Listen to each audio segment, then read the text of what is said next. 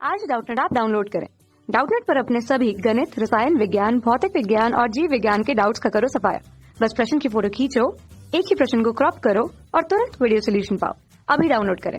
Hello friends, यहाँ पर हमें एक प्रश्न दिया हुआ है। देखिए प्रश्न हमारा इस प्रकार से है, निम्नलिखित में से कौन सा निष्कर्ष डार्विन से संबंधित नहीं है।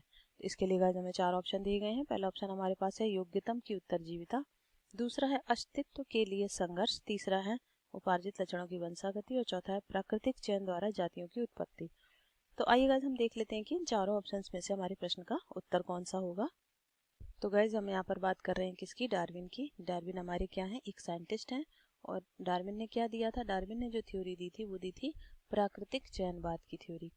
क्या दी थी, डार्विन के अगर हम सिद्धांत की बात करें तो इनका जो सिद्धांत है वो क्या है, प्राकृतिक चयनवाद। अब देख लेते हैं। देखिए प्राकृतिक चयनवाद क्या होता है, हम इसे आपको संक्षिप्त में बता देते हैं। प्राकृतिक चयनवाद का सिद्धांत ये होता है कि डार्विन ने कहा था कि जो समस्त जीव पाए जाते हैं उनके बीच क्या होता है, सबसे पहले तो जो जीवों की संख्या है वो अधिकतम है और उन जीवों के बीच क्या होता है, संघर्ष होता है। संघर्ष होने के बाद फिर उनमें एक जो जीव जो योग्यतम होता है वो क्या करता है, वो प्रकृति उसे चुन लेती है अपनी योग्यता के अनुसार, या ये हम कहें कि वातावरण के अनुसार वो अपने आप को अनुकूलित कर लेता है। फिर क्या होता है, ये हो जाता है उसका योग्यतम की उत्तरजीविता। फिर उसका जो लक्षण होता है अनुकूलतम का, वो आगे क्या करता है, आगे प्राणियों में या आगे हमारी जो नई जनरेशन है उसमें देखने को मिलता है, वंशागत होता है वो लक्षण। तो यही हमारी डार्विन का सिद्धांत था। डार्विन का कहना ये था कि इन शॉर्ट अगर हम ये कहें कि जो प्राकृतिक चयनवाद का मतलब है कि प्रकृति उसे ही चुनती है जो योग्य होता है या श्रेष्ठ होता है।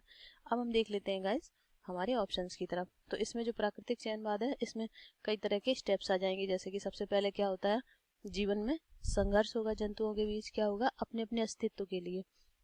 अगर गाइस अपने अपने अस्तित्व के लिए जीव क्या करेंगे, संघर्ष नहीं करेंगे तो वो फिर उस वातावरण में रह नहीं सकते हैं। अस्तित्व के लिए संघर्ष होता है, के लिए क्या, संघर्ष।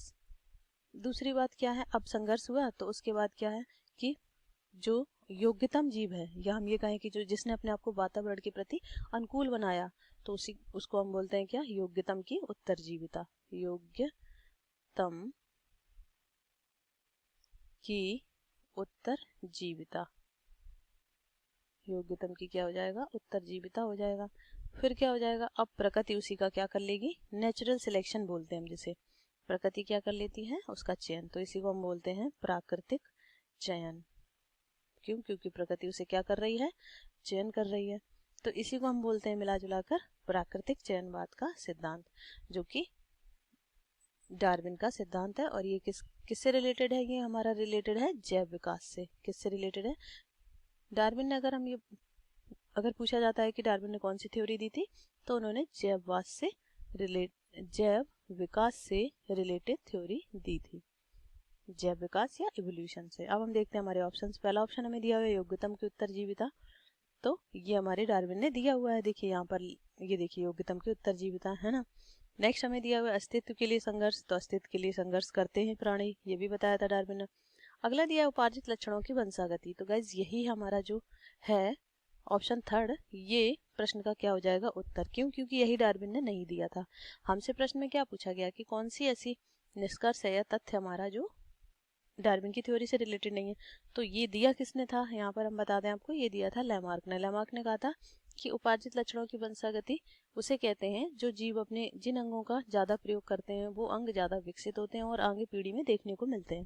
तो उसी को हम बोलते हैं उपार्जित लक्षणों की वंशागति। ये दिया था लैमार्क ने। तो यही हमारे प्रश्न का क्या हो जाएगा, उत्तर, क्योंकि ये डार्विन की थ्योरी से संबंधित नहीं है।